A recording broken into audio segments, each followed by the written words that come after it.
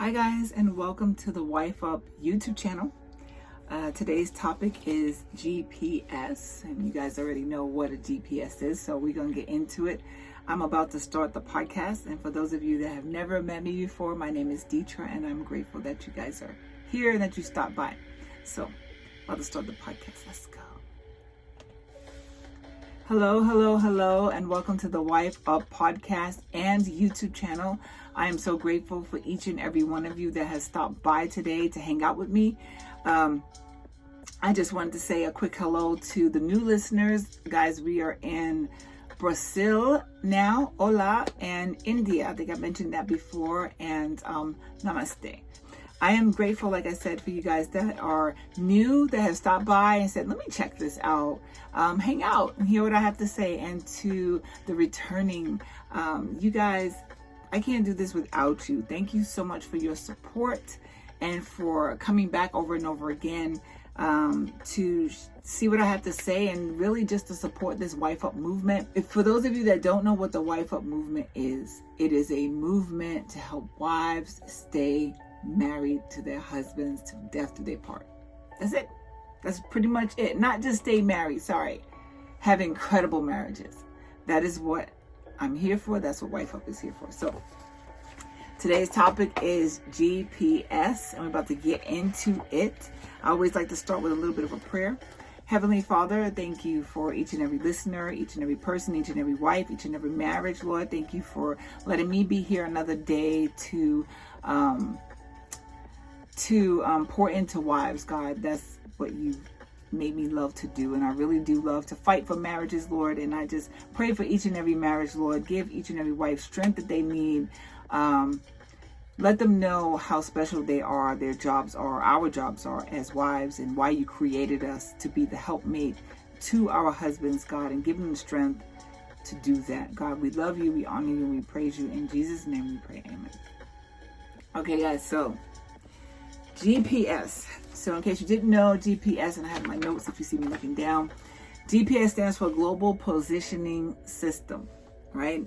I'm not going to go into when and how and where it was created and know why, but you guys all have a GPS. I remember when I was growing up, I'll be honest, we didn't have that. We had maps, okay? And I don't mean maps on your phone, the little app. I mean an actual map that you had to unfold and plan where you were going, and, you know, kind of draw a line from here to here, and maybe circle your rest stops or whatever the case may be, what my father had to do, and in order for us to take a road trip. Now, everything's on your phone, right? So either your car is built with a GPS system or your phone has a GPS system. Either way, people can't get lost, right?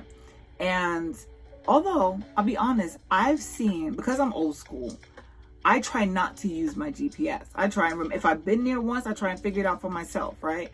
Or if it just makes sense to me, like, okay, for instance, the city that I live in is on a grid. It's on a letter grid and a number grid. So it's like the letters go this way and then the numbers go this way, right?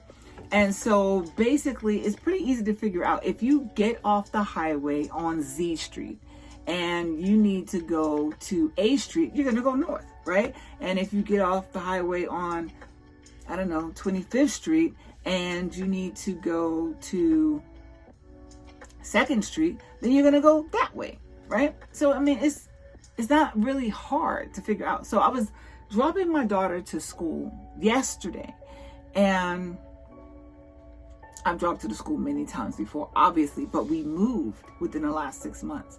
And within the last 6 months, she hasn't had to go to school. So I've been to the school a couple of times. I've used the GPS to figure out how to get there. But this time I was like, yeah, I can figure it out. It's on a letter and number grid. I can figure it out. Her school is on this number and this letter. I'll get off here and I know which way to go and how to get there. Well, so what happened was, I got off at a certain stop and I was driving. I was like, okay, I can figure this out. And lo and behold, the numbers they were going down. However, some streets didn't go all the way through. So either some streets were one way, some streets had construction, Some other streets just didn't go either. Oh, I'll just take this all the way down to the the letter that I need. Wrong. Some streets don't even go that far down. They cut off, and then you have to go down 2 blocks, go around, come back up 4 blocks just to hit.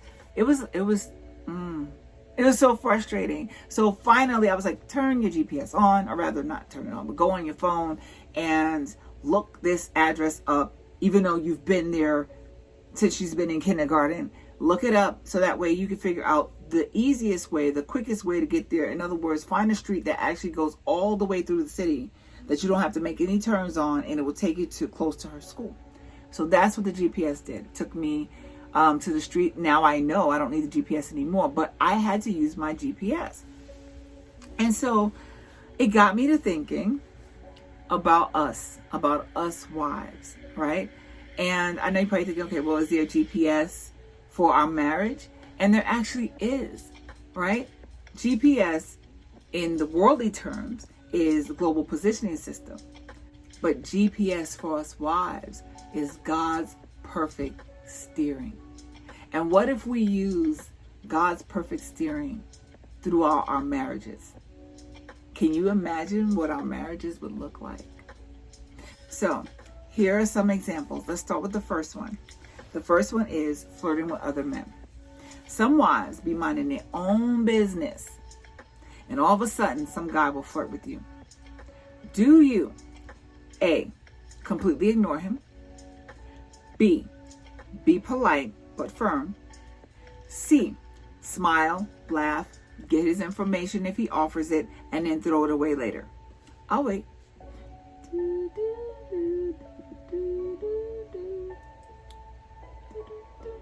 What are you saying? Right? Because I know some wives that will do C. So let's start with A. Completely ignore him. No.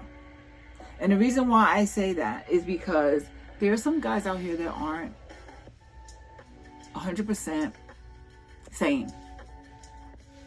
I've heard of stories where women have ignored guys, and I saw one in particular online where a woman got hit in the face with a skateboard because she didn't take to the advances of this guy. Like, he saw that as being rude. And for some reason, some guys are I don't even know what's going on in society, but there are men out there that don't like it, and they're not the nicest. So especially if you're on your own, you don't ignore someone, right? Per se, like in a rude way.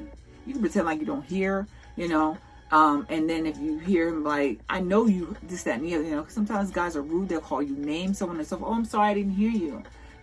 I was just saying, how you doing, pretty lady, or whatever. And you're like, oh, okay. Now for me, so I'll give you an example. I was at the gas pump one day. This guy pulls up in a convertible. I ignored. I'm like looking straight ahead at my pump, but I can see it because you're supposed to look at your surroundings, right? I looked around to kind of see what's going on, but I saw the car pull up and I turned towards my pump, right? So he pulls up right behind me. The music is a little loud, and it's like, okay. And he gets out of the car, still pumping my gas. And then he's like, hey, pretty lady, or something. I was just like,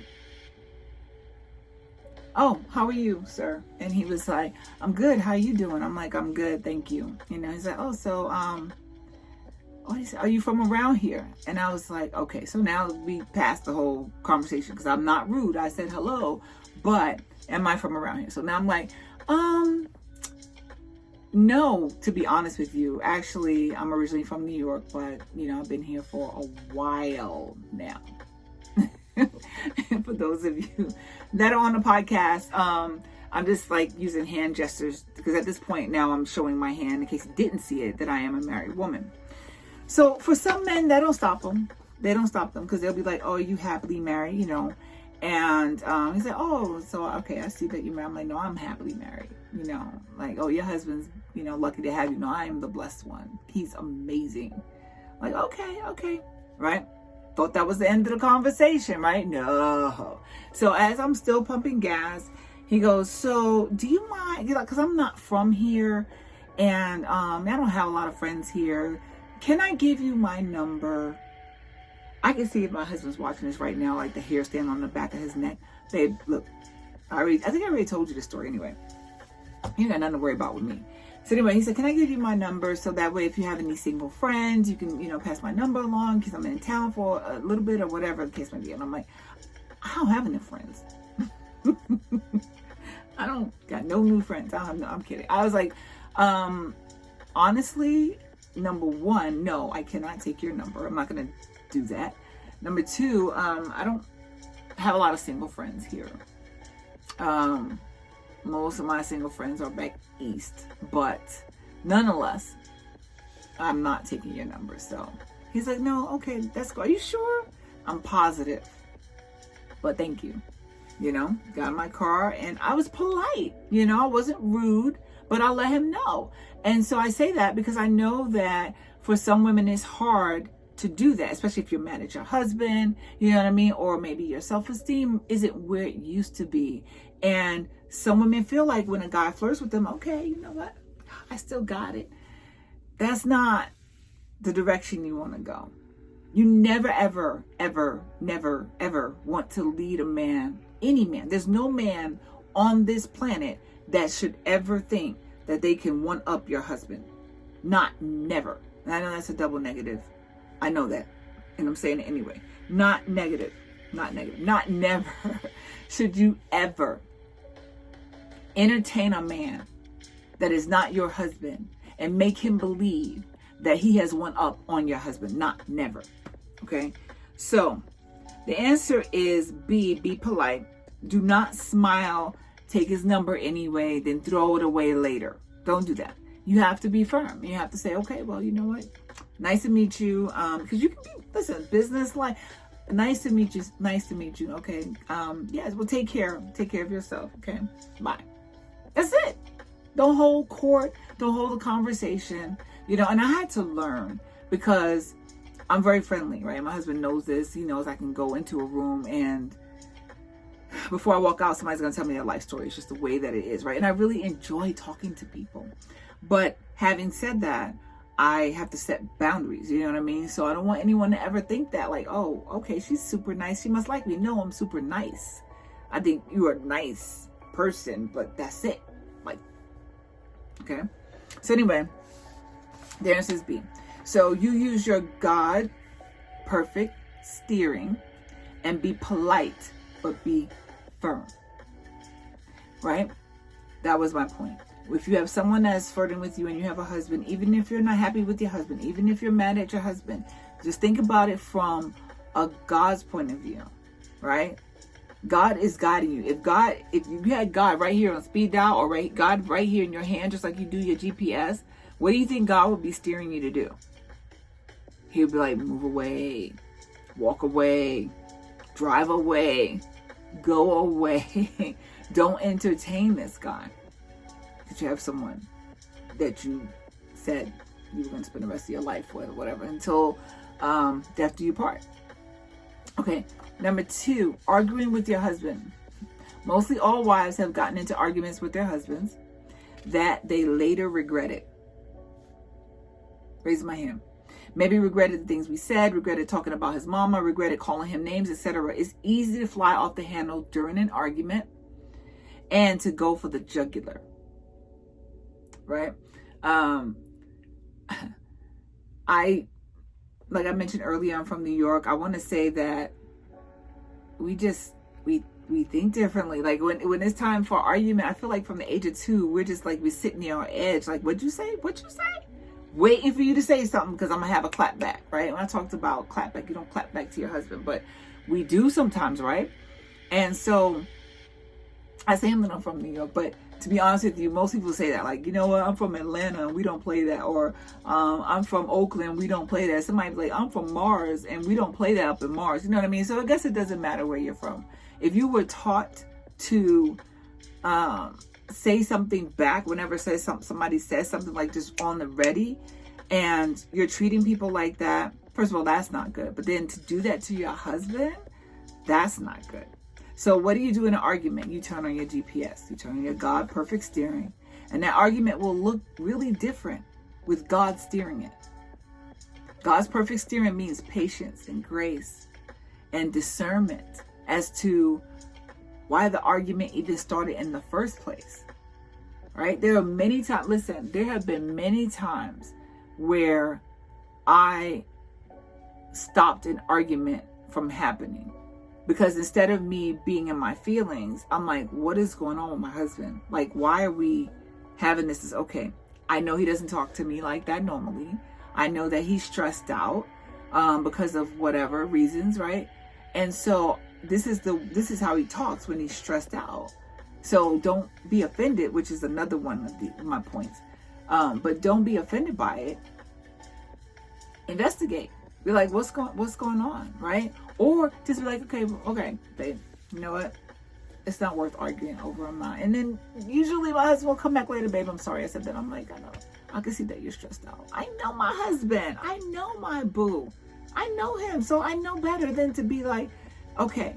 So many times I've had to have that discernment. Like, listen, before you get all riled up and before you get ready to why don't you take a moment and be like, okay, I see. He's stressed out. Or if the enemy is trying to poke his little ugly head up, you got to have discernment. People don't have discernment. And then one argument leads to another, and leads to another, and leads to another. And then before you know it, people are like, you know what? I'm tired of arguing with you. I don't want to be with you anymore. I'm done. There's something better for me on the other side. We don't even get along. Why? I don't even know why I'm with you. And people, the enemy start messing with your head, and people start thinking along those lines. And the next thing you know, irreconcilable differences, and you're filing for divorce. No, all that's fixable. All of that is fixable. Use your GPS. Okay, number 3, disrespecting your husband to others. Ooh. Some wives be steady disrespecting their husbands to other people. And what I mean by that is their mom, their sister, their best friend, their co-worker, their guy friends, their Uber driver, anybody that'll listen. You name it.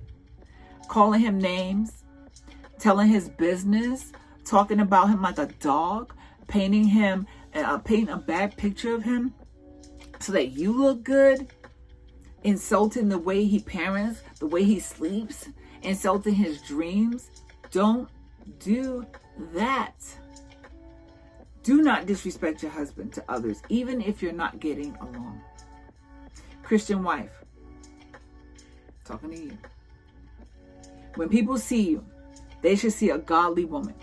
I don't mean a perfect woman. I mean a godly woman. A woman who chooses not to let foul words come out of her mouth. A woman that uplifts her husband. Right? Keep your hand close. What if you use your GPS when talking about your husband, even if you don't like him currently? Honoring your husband is honoring to God. Ephesians 5:33. However, each one of you, also must love his wife as he loves himself, and the wife must respect her husband. By respect, that is inside the house, outside of the house, no matter who you talking to, like, respect him. And here's something that I learned, right? When you're disrespectful, you talk disrespectfully about your husband to others, and then you decide, okay, well, you know what, we're back together again, we good. Them people remember all the things that you said, right? It'd be your mother, your sister, your best friend, and you're like, oh yeah, me and Stan, whatever his name is, me and Jeff, we good now. And then your friends are like, but wait a minute, why? How are you even good with him? Because he just said this about you last week. He called you the B word last week. I know he did. You was complaining and crying on my couch. I know. But, but you was saying all these crazy things about him. How you didn't want to be with him. How he was rude. How he was bad in bed or whatever. Like, you said all these things. I can't believe you taking him back. Well, that's my husband. Yeah, but last week you didn't get 2 blinks about him. I know, but now we back together, right? So what happens is you've forgiven him. All the disrespectful stuff that you said about him, the people that you were talking to, they ain't going to forget. They're not going to forget. And so when you go to have a conversation about him now, you're building him up and they're steady tearing him down. You're like, no. He's an amazing husband. Yeah, but last week you said he was awful. They remember all the things. So what my point is, and I know you should be like, well, I don't care what they think. Well, here's the thing. Because you've planted all those bad seeds about your husband to them, they are now saying those bad seeds back to you. And it causes doubt in your mind. Because you've forgiven him now. But now all these other people, they're like, oh, no. And they're bringing up old stuff. And they're bringing up, oh, yeah. Remember? Because didn't he flirt with that girl? And you're going to forgive him? You're like, yeah, he did flirt with that girl. All these seeds and stuff, you've already forgiven him. You guys have now moved forward, and somebody else is bringing old seeds and bad stuff back to you, or bad seeds and old stuff back to you, and you're just like, you know what? Planting seeds back to you in your mind and your heart. Don't do that. Don't disrespect your husband to other people. Not just because of you shouldn't do it, but because it also gives people leverage, or they think they have leverage. And those that are not rooting for you in your marriage, they'll come and bring that stuff back up. Just FYI. And sometimes the enemy will mess with you and you're sitting there like, maybe I am a fool and I shouldn't have forgiven him. Or maybe she's right. No. GPS it. God's perfect steering. That's what you need. That's what you need. Number 4, not submitting to your husband. Ooh, I know this is a foreign concept for most women, for a lot of women, for a lot of modern day women. I know that. This is a very popular topic on the internet right now. Submission. What is that? Wives be like, we are not living in the 1950s anymore, and I'm not submitting to him. I'm not submitting to anybody. Submit. I said in my last episode, I was like, some women can't even say it. Some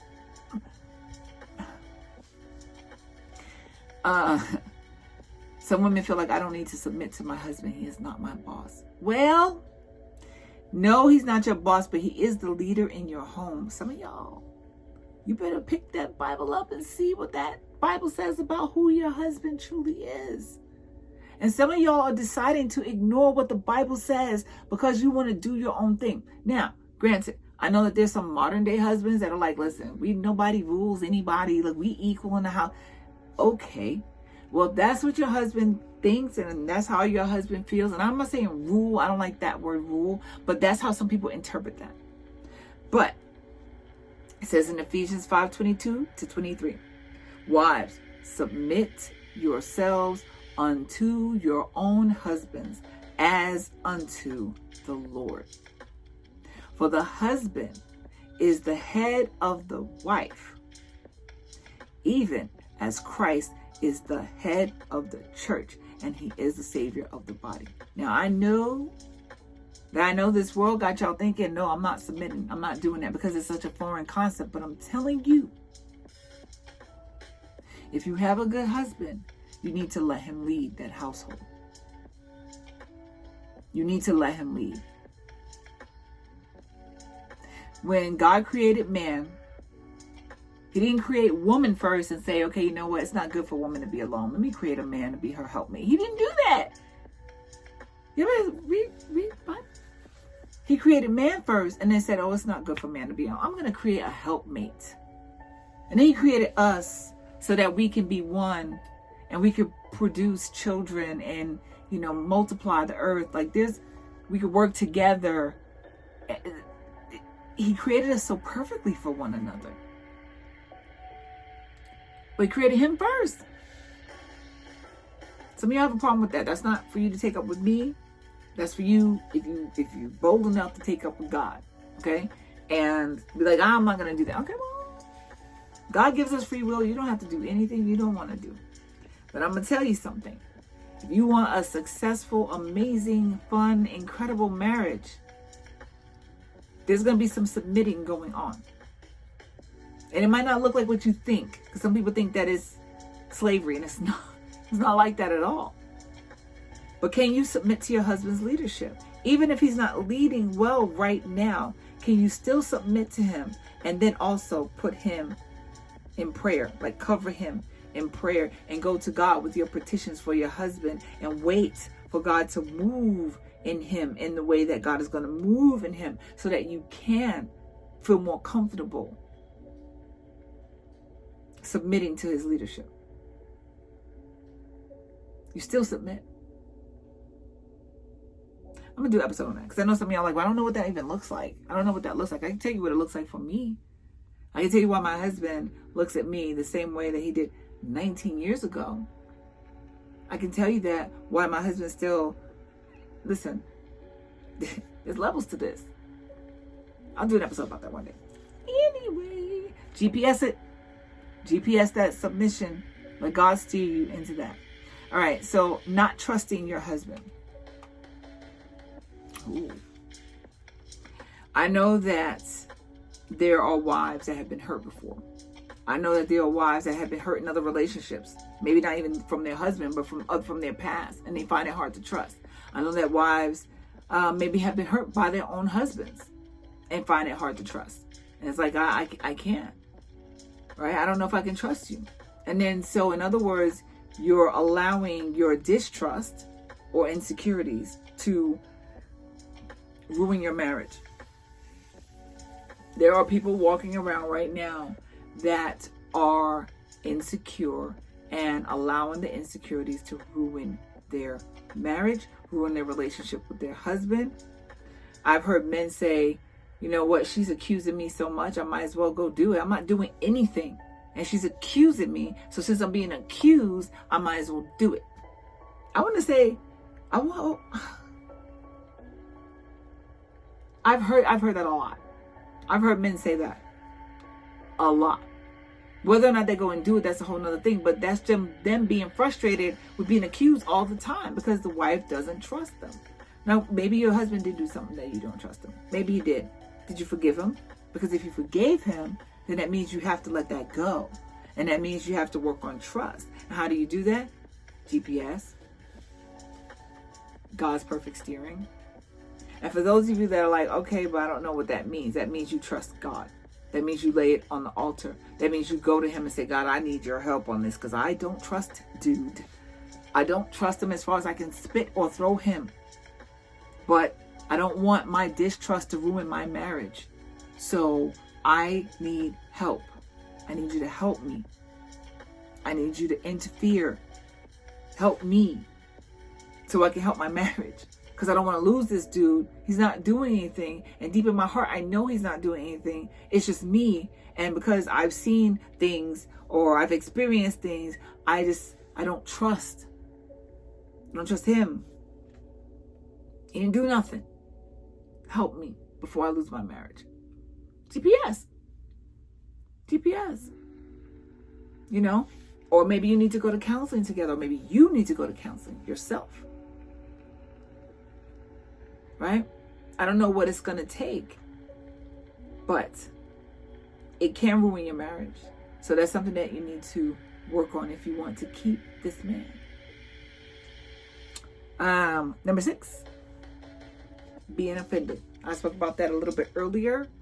Some wives are easily offended. Easily. Right? And so when you're offended easily, that means you get hurt feelings easily, you pout a lot, or you start arguments. Because it's something that your husband may have said, it's an offense. Something that somebody else said, you're offended. Offense starts arguments, right? Or leads to resentment because just like, I'm offended by what he said last week. I'm offended. You might not have even said anything to him. And he might not have even meant to be offensive. But for some reason, you took it that way. Right? GPS it. Ask God, is this something I even should be offended about? Because more than likely, it's probably even not. I learned that I used to be that way a while ago.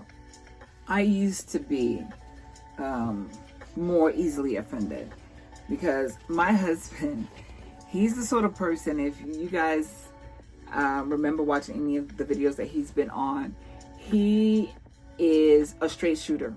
Straight shooter.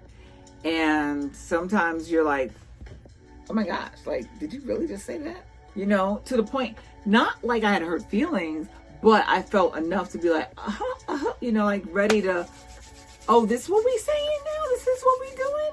Right? And I had to just realize, like, this is a long time ago, just this is how my husband is. And I've grown to appreciate his candor, his honesty. Honestly, I've learned to appreciate his candidness and his honesty. It's just who he is. And a lot of people respect him for just that. That's just what you see. What you see is what you get with my husband, right? And I love that about him. But there was a time that I used to be like, who are you talking to? Like, why did you even say that? But it's not like that anymore. Like, I've grown, and I just don't take offense to a lot of things. And as a matter of fact, there's very little things that I take offense to from him. Like, I'm not offended by. There's very little things that he could say to me that would make me feel, completely. He would have to like really, really come out of his face, right? And so I say all of that to say this. Don't be so easily offended. If it's something that your husband says that, you might be offended by, you can talk to him. Like, babe, I didn't like what you said, right? But also, look at what he said and think about, like, okay, either this is A, my husband, B, he's just being a prick right now. Okay, I don't know if it's not a cuss word, right? But, all right, so he's just not being nice right now, okay, because maybe he's not in the best mood. So it's also just having discernment, right? Okay, so the next one is not caring about his needs. Now, there are some wives out there that think that they care about their husband's needs, but truly they don't. They do the surface care. It looks good to everybody else, but he has some really deep needs that they're not being taken care of. Right? And I don't know examples that I want to give with that, but I mean, I do, but I don't know if I want to say that per se. So I'll just say that your husband may have some deep-rooted needs. Your husband may have some sexual needs. Your husband may have some, just some sympathy needs from you. He might be looking for partnership needs. Like, he might be looking for a partner, but you're not being a partner. You're not being a team player. You're just doing your own thing. He may need you to help him with some things, and you're just not available. Like I said, to everybody else, it looks like, oh, she's a loving wife. But to him, if you ask him, he might be like, no, you're not meeting my needs. And that's a conversation. That's just a conversation that you need to have with your husband, right? And if he tells you what his needs are and you don't think that you can do that, if you don't think that you can handle that, then that's when you turn to God. Okay, God, I need you to direct me in the direction that I need to go, because I really, really want to honor my husband and care for him, and really see what's going on with him, because nobody else is here to do that. That's my job. But some of y'all dropping the ball. I don't know who that's for, but some of y'all dropping the ball and just kind of let him be out here by himself. But he has a whole wife. Okay? Ask God for steering. Ask God for his perfect steering on how you can meet the needs of your husband better. Ask your husband, but ask God for guidance. Steer you that way. Because some women know that their husbands have needs, but they just don't want to do it. Some women are self-absorbed. Some wives are more like, listen, I got the kids. I have a job. I have to keep the house clean. What about my needs? Right? And that's fair. That's fair. But not fair to the point where you're just like, well, I'm not going to do anything for him because he don't do anything for me. No, you still have to find it within yourself to take care of your husband's needs. You do. And then go to God with the rest. Like, God, I need guidance. I need steering on this. because I don't feel like my needs are being met and I'm supposed to be meeting his needs. I need help. God will steer you. He'll give you the strength that you need. He'll give you everything. Okay, so number 8, not praying for him. Who's that for? How many of you wives are not praying for your husband daily? Some of y'all going, I don't pray for him. You don't pray for your husband? Why? Why don't you pray for him? Okay, you need help doing that? There's books out there. Stormy O'Martian, she has a book, the Power of a Praying Wife, right? In case you're like, I've never prayed for a man before. I don't know how to pray for him. I don't know what to pray. That's a really good book. It's a really, really, really good book to start with. And she has different sections on different type of prayers that you can pray for him. His mind, his thoughts, his fears, his finances, like his addictions, things like that. Like, your husband's going through some stuff, man. Pray for him. You need to pray for him. Make that a part of your daily routine every day. Pray for him, right? At night, in the morning when you wake up. Struggling with that? Let God guide you. Let God guide you. Let God steer you in that direction. Let God, pray to him for a new heart. Pray to him for a clean heart. A clean heart for your husband. A new fresh set of eyes for your husband. Discernment as to what's going on with your husband, what to pray for. When you're spending time with God, it's like, hey, God, direct me, please, on what I need to pray for my husband. I want to pray and intercede for him because he needs me to. That's my job, to do that. Okay, GPS. And number 9, not honoring his plans financially. Who's that for? We've all done it. Not all. Some of y'all like, no, that's not me. Okay, so some of us have done that, right? Where our husbands have a plan financially and there's some things that he wants to do. And, you know, we have other plans like these new boots that we saw or these new sandals or getting some red bottoms because we never owned them before and we really want that. That's not me. I'm not into that. I love boots, but I'm not into like, it has to be a name brand stuff. But some women are getting a new Louis, Gucci, whoever, Hoochie, whatever, right? You want to have certain things that cost money. Your husband's trying to save for a house, trying to save for a future, and you dipping because, you know, there's some things that you want to do or get, or you're not putting in what you're supposed to be putting in, and you're not honoring his plans. I can speak on that because I've done that myself, right? And, you know, my husband works so hard and there's so many things that he wants to do. My job is, my desire is to retire him because he's worked so hard for this family for so long. And that's what I'm working on, like right now. But I know that there are some husbands that are financially literate and sound, and the wife might be, but she might just have this thing, you know. Some wives have an addiction to shopping, because it makes you feel better. My thing used to be magazines. I would go shopping for stuff that we need, but magazines was I had to have magazines. I have a pile of them, right? Essence, Ebony, Vogue. Oh gosh, there was another one. There was another 2. I would come home with like every month 5 different magazines. Not get a subscription for it. I don't even know why. I just felt good when I went to the store and they had the new Oxygen magazine. I used to get that too. And I would have this pile of magazines and I wouldn't even read them all. But it just made me feel good to get magazines, right? I don't do that anymore. But, you know, that was something that it made me feel good, just buying these magazines, right?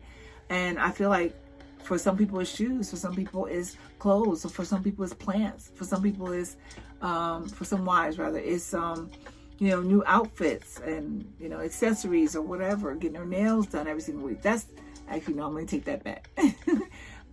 Depending, your husband might be like, I don't want you to get your nails done, let's save that money, and you're like, nah, I can't be without him. See, my husband wants me to get my nails done every single week, and I don't. I'm terrible. Because I don't want to sit there for 2.5 hours. And I'm going to have to get over that because my husband really likes nice nails. And I've said that in many episodes. And I'm sorry, babe, if you watch. There have been episodes where my nails were done. And then this one broke. And this one actually broke, and so I have a whole nail, broke nail, and then it's like I need a fill, and I'm on here waving my hands because I talk with my hands, and I'm sorry, babe, I'm sorry about that, but yeah, so that's something that I have to honor. I really am gonna have to just do it, you know, and set it in my schedule that every 2 weeks I'm going to get my nails done. GPS it. GPS it. As far as your finances go, if God was steering you, what would you do? What would you do if God was steering you on, you know, what you should do financially, how you should steward your money, how you should steward, how you should honor your husband as far as the finances go? If it's something that he's trying to do, God will steer you in that direction to be better with your finances, or better at keeping what you were going to do, your side of it, so that way the two of you can build together. Okay, GPS it. And the last example is nagging wife. Woo. Some of y'all, as soon as your husband walks in the door,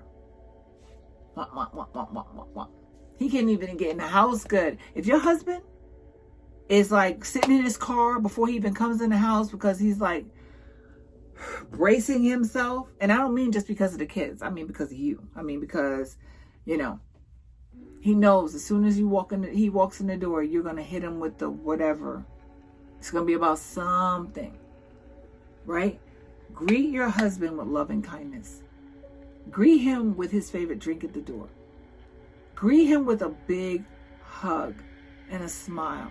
Greet him with some put togetherness, right? I'm not always put together when my husband comes home. Sometimes I'm writing all day and I look the same way I did when he left. And I'm like, oh, wait a minute, hold up. I have to change that. Let me at least put clothes on, or, you know, I don't want to look the same when he comes in. So I'll make it a point to do that. But, dressed or not, I mean, I can still greet him with happiness and greet him with a smile. And if there's anything that I want to pitch to him or tell him about, I can wait. Let him get his foot in the door. Let him get a good drink in. Let him, you know, have his dinner. Let him sit down and kick off his shoes before I hit him with the nag. It says in the Bible, Proverbs 21:19, better to live in a desert than with a quarrelsome and nagging wife. Believe it or not, there are a few verses in the Bible about nagging wives. And that was just one of them. So, GPS that. How? Before you can pray, God, I've been a nagging wife. I want to fix that. How do you know? Because your husband might have said it. He might have been like, you nag all the time, man. Or you heard him say it to somebody else. If you're unsure, ask him. If you're unsure, ask him. Say, hey, would you consider me a nagging wife? If he's honest and you are, he might say sometimes. He might not say all the time, because first of all, it's not all the time. But even if he thinks it's all the time, he might not say it's all the time, because he knows you probably be like, well, dang, you know. So maybe like sometimes, because that's the easy answer. Sometimes you can be. I can tell you right now, he says sometimes about you nagging, you better fix that. You need to fix it. You don't want to be a nagging wife. It says in the Bible, GPS that. It says it. Better to live in a desert than to live with a nagging wife. Better to live in a desert. Do you know what's in a desert? There's no food. There's no water. There's a bunch of sunshine. It's dry. People die in the desert. People die in the desert from dehydration. And it's better to live in a desert than to be with a nagging wife? Wow. That was in the Bible. That was in the Bible. Is that you? Because if that's you, then let God steer you on how to talk to your husband, on how to treat your husband, on how to be a submissive wife, how to be a Proverbs 31 wife. And by God steering, guys, I mean it's in the Bible. It's in the Bible. God can lean on your heart. God can change you. God can steer you, his perfect steering.